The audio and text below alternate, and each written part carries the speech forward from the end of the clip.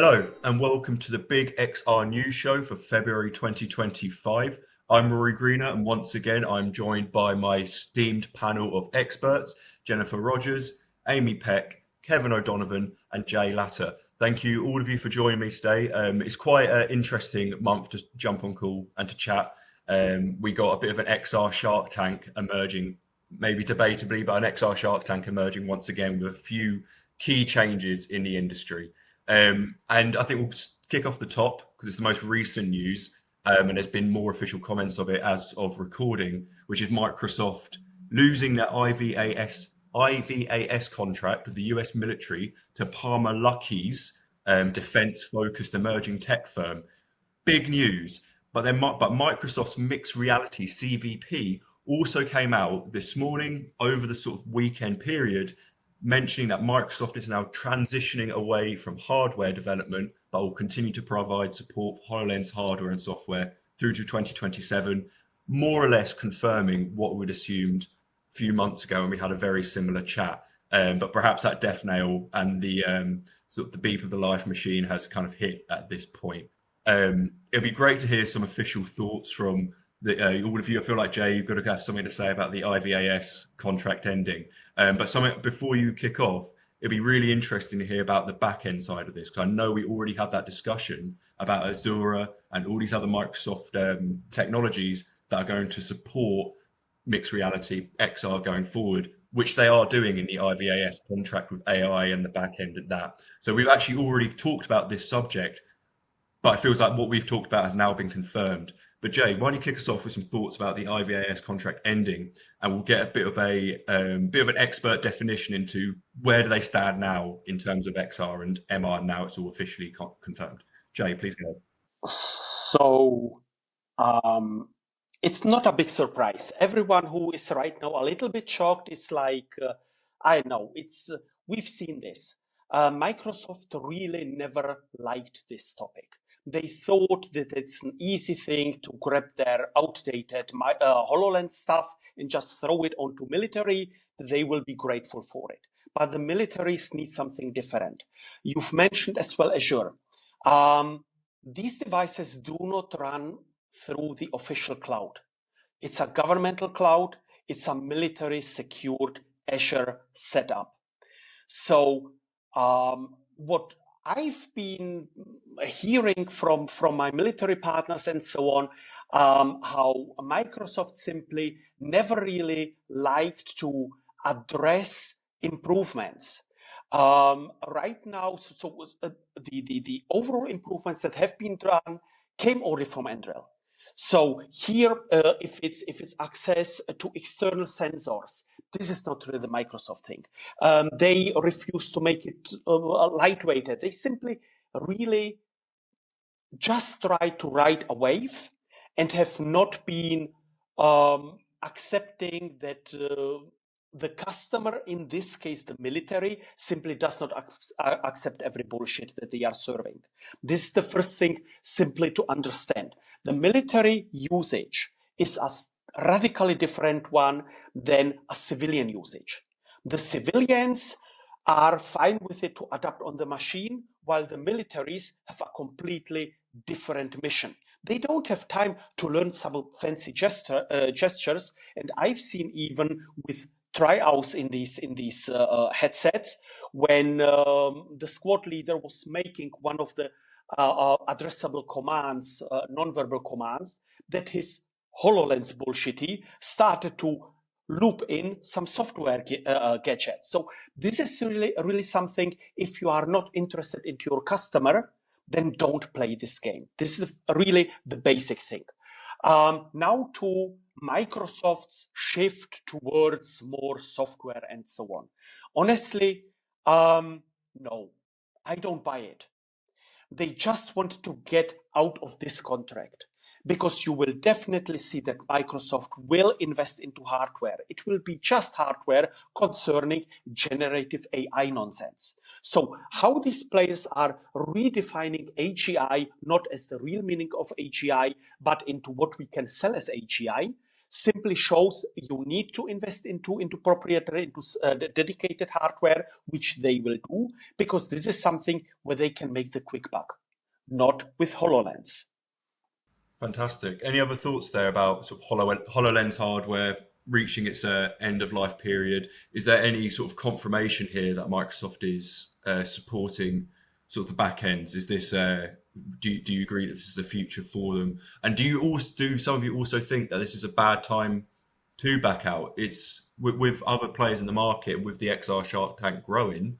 There's a lot of people coming in. There's a lot of investments.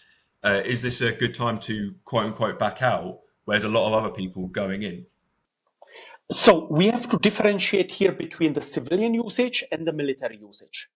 So for civilian usage, the HoloLens was more or less a disappointment. As we see from the big players, they try to bundle everything, if it's their operation system, if it's the backend, if it's yada, yada, yada, which Microsoft managed quite well. This dependency from the industrial players on someone who doesn't give a flying fuck about your needs is, of course, something very tricky.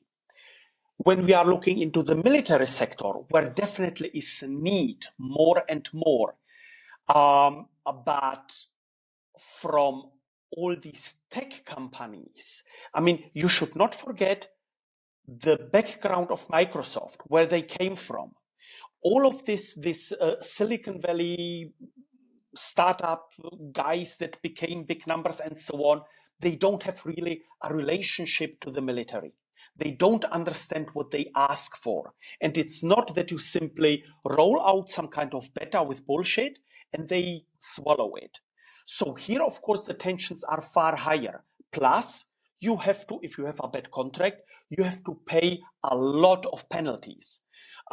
So Microsoft, with their commitment for this Azure cloud, of course, it's not just for the HoloLens stuff, but also for some other military, especially in the BMS area, sensor fusion, and so on.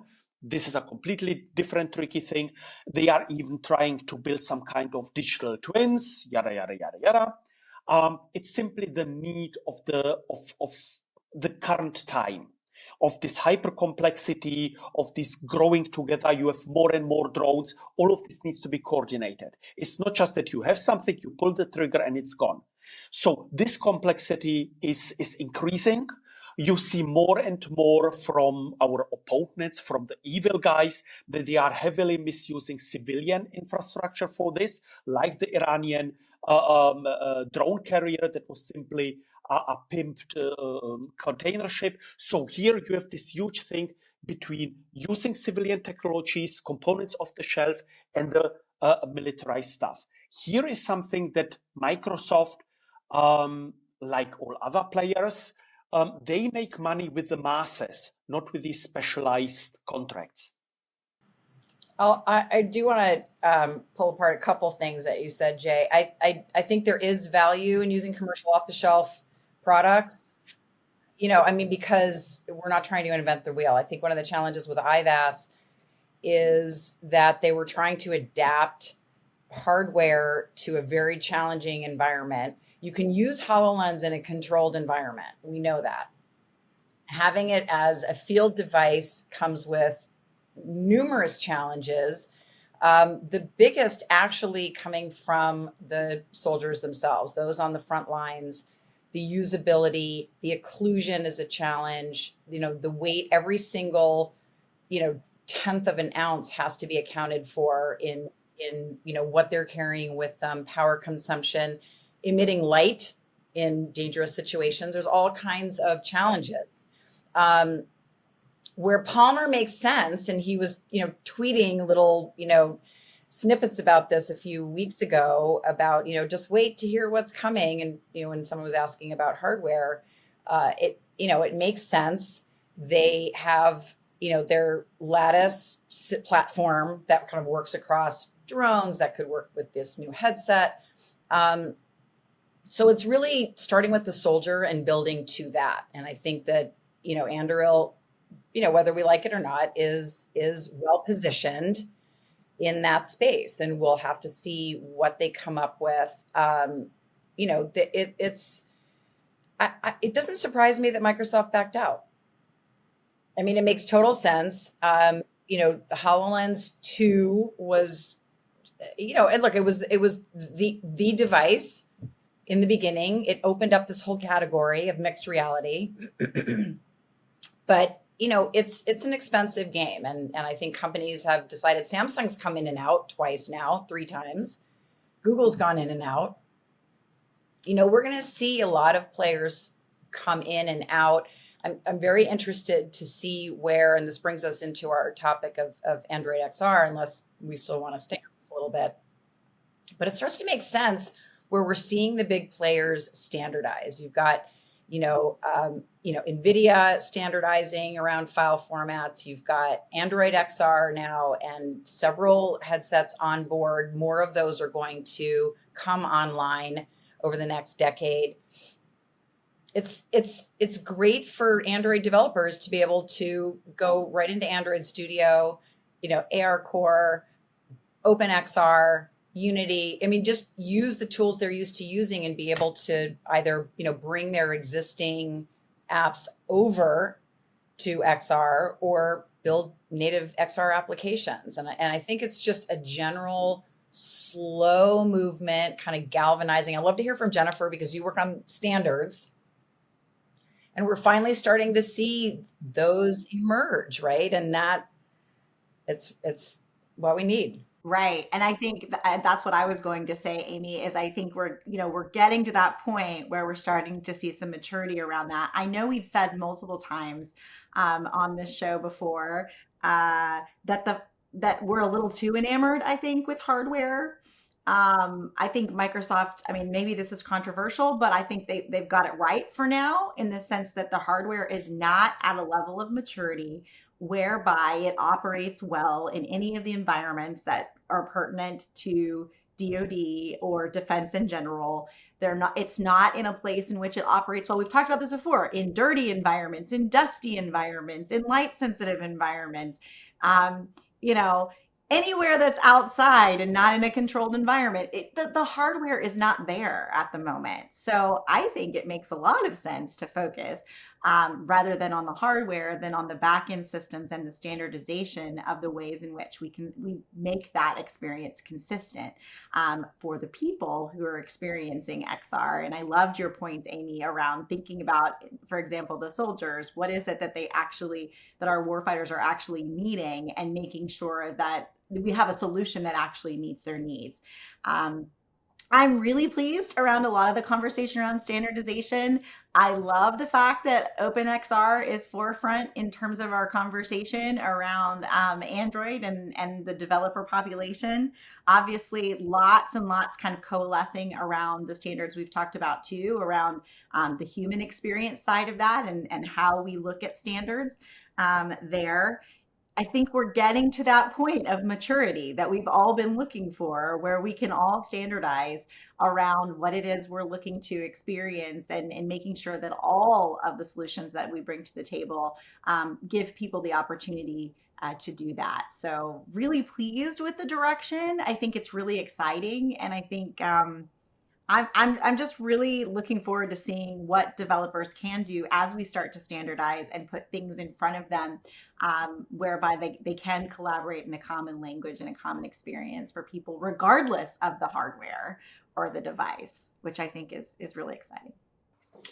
Rory, I suppose the only thing I'd add is I wonder how many headlines we're going to see in the next 24 hours about, mixed reality is dead and Microsoft have ditched everything and whatever.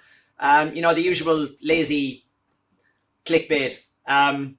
Look, we said it, 3 or 4 months ago, no surprise that this project was hard, right?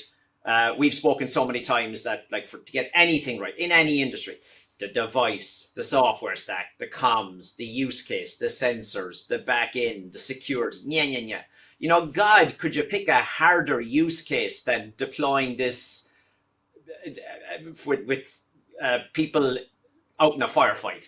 God, couldn't you find an easier use case? So no wonder. But you could peel back the onion here. You'd probably need a multi-dimensional onion, because you have everything going on here in Europe and in the US the whole regular defense contractors are being disrupted by the nimble new guys. There's new ways of doing things. There are people taking off the shelf components for military use right now instead of the very blah blah. So there's multiple things here. But you know, is Microsoft moving away from all the back end and all the software? I don't think so. I didn't see anything written down there or anyone saying that.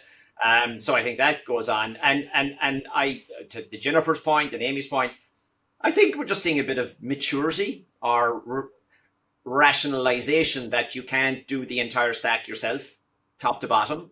And this is hard. And I need lenses from someone and a headset from someone else. And headsets are evolving in software. And, you know, when we started out in this 5 years ago, you had to build your own headset, write your own operating system, integrate your own sensors, come up with your own apps, and then try and sell it to someone. You know, God, like, it's hard.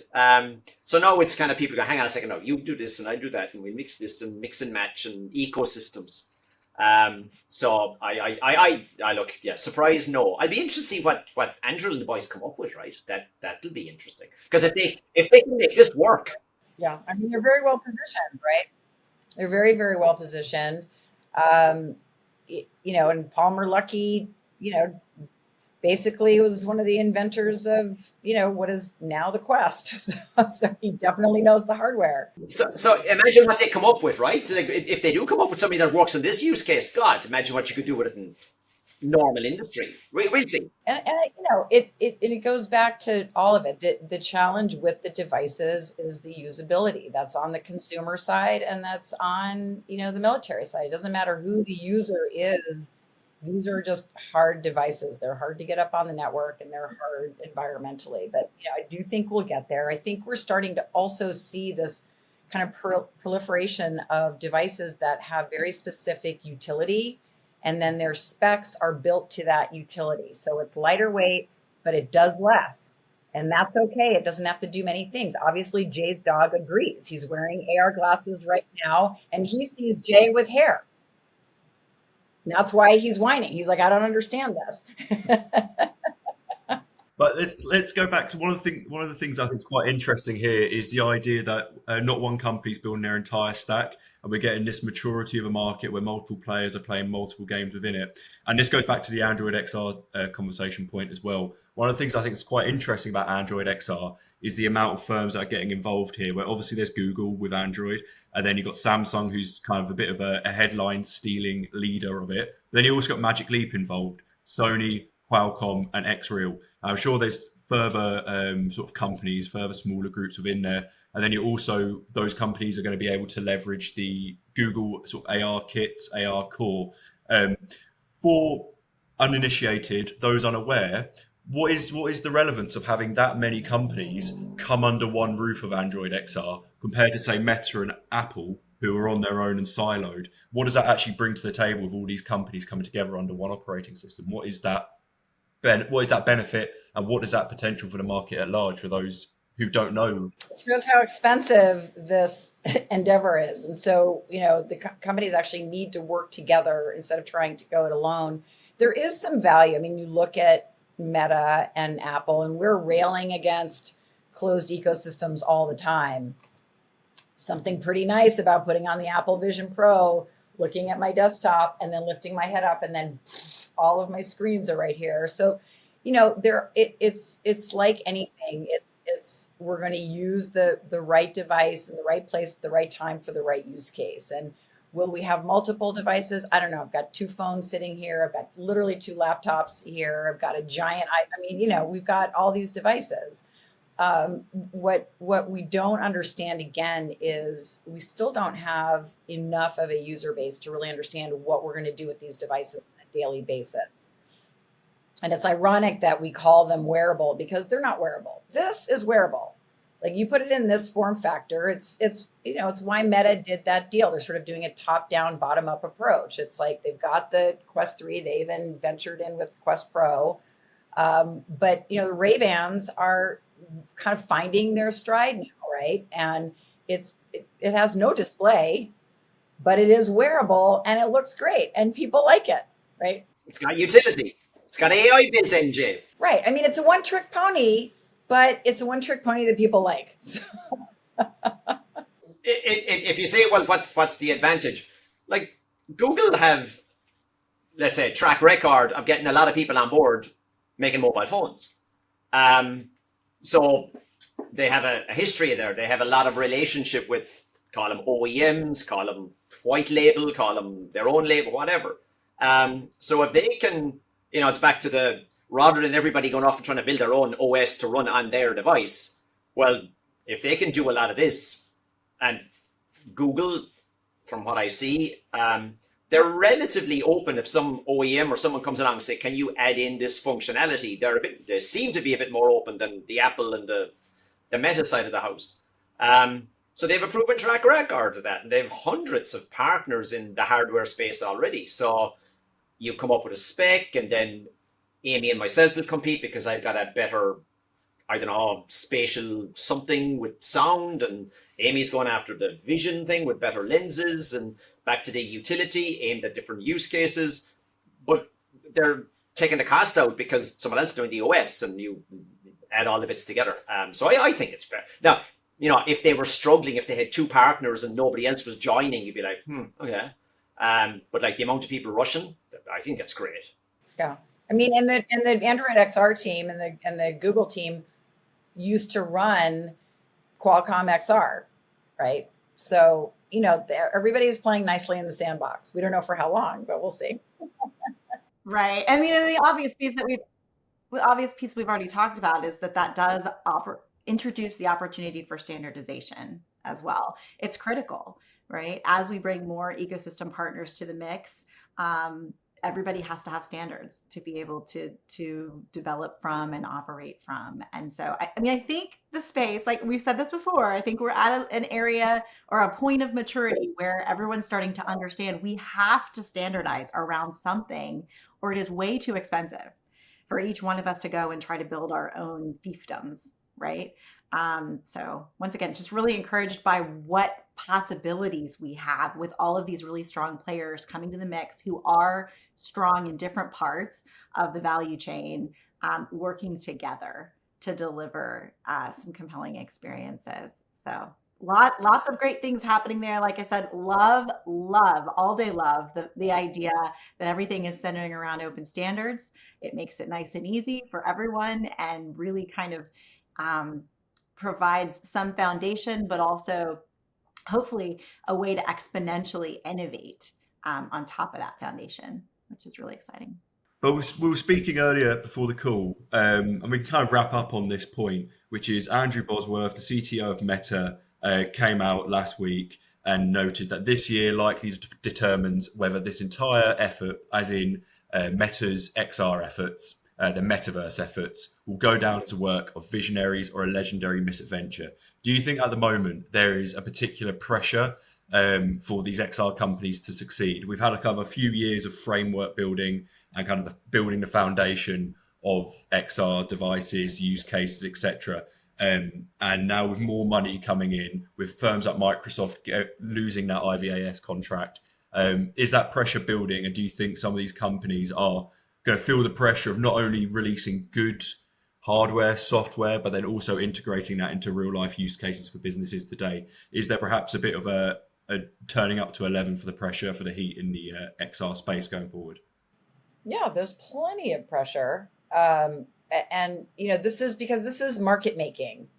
This isn't improving a status quo. It's what Apple has been known for. It is what Meta did with the Quest, not so much with the Metaverse.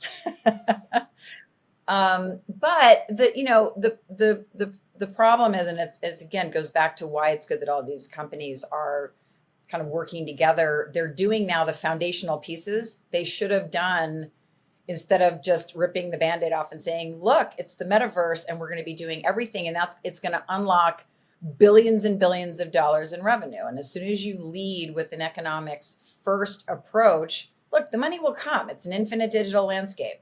You can sell lots of things, but let's have them have value. And for one, have some kind of value and intrinsic value, not just a false scarcity. So that was really, I think, the wrong turn that we made. I think the hardware, we've been talking about the hardware becoming wearable, sadly, for a decade now. Now we've made improvements because, in the early 70s, it was a metal like diver's helmet. So, it's definitely better than that. But it's, we're really not there. I think we do have a little bit of air cover with all of the hype around AI and this notion of, software defined everything. I think will start to actually help the way we think about devices as being more of a conduit and pushing off some of the compute, leveraging edge devices, using our phone as a conduit. It's sort of this confluence of these technologies. From the device side of things, I am seeing the fervor for devices. And in fact, there's almost like companies are kind of wait and see. It's like, well, we're not going to invest more in what we have. Let's double down. If we have 10,000 devices, let's double down the things we know it does well. See what I see, remote assist, training, depending on what kind of device, and really perfect those to get the ROI, which you get double-digit ROI all day long. But we need a breakthrough device, and I don't think we have it yet. I mean, on that point, sorry to interrupt you, Kevin, but maybe it's a question more broadly. But do you think that point is coming? Do you think we're going to be getting that breakthrough device, whether it be for sort of a standout use case that translates it to a wider audience, or even a consumer point of view? Because it feels like it is still far away yet. There's a lot of innovation, a lot of pushing forward, but that kind of goal, that end goal, maybe, do you think that's going to take some time still to get there? If I may, I suppose, and the overall thing, I'd have three quick comebacks, and one of them I think will answer your one. I think on their comment that, we're either going to make it or break it this year, and it'll be successful or a failure. I think that's a bit, I don't know, ambitious, foolish. No, it depends on how they're going to define it and blah blah blah. Now, so anyway, so that I think it's going to take a bit longer. But point two, if they define success as the Ray-Bans with an AI voice assistant and no vision, and everyone's wearing one at the end of the year, or a knockoff or a something, whatever, then they might be able to claim success. And I don't think that's the ultimate device, but I think that's the low-hanging fruit in the next 12 months, is a wearable that's AI powered, like the Ray-Bans or something. At CES, there was a lot of companies chasing that down, and you can do it. And that ties into the connectivity with Samsung, HTC, everybody talking about 5G. Let's run it in the cloud, pull it down on thing. We don't need the hardware in the head. It's as Amy said, it's not the diving helmet, but they're not wearables. And but the third one I would kind of throw out there is that generally a lot of companies these days, we're seeing all the call it the mad money chasing AI. I don't know how many trillions are being invested around the world now on giga AI data centers and there's a lot of cautiousness out there where we're not in exactly an economic boom, and geopolitics, tariffs. There's all sorts of fun and games going on out there, and a lot of people are kind of watching it going, let's see what's going to happen in the next 6 months. So unless you have very deep pockets, I think it's kind of knuckled down. And that goes for people with AI projects as well today. They're like, hang on a second now, this stuff better pay for itself. Like, we do not have endless buckets of money to throw at this. There's just many moving parts, but I'd like to thank you all, because I have to wrap it up here, but it's been a really insightful, really deep discussion. Many moving parts there, and it's so valuable to get all your perspectives, because you are experts in this field. I think comes off so valuable. So Jennifer, Jay, Kevin, Amy, thank you all so much for jumping on board, giving us your thoughts, giving us your time. It really is valued. I really do appreciate it.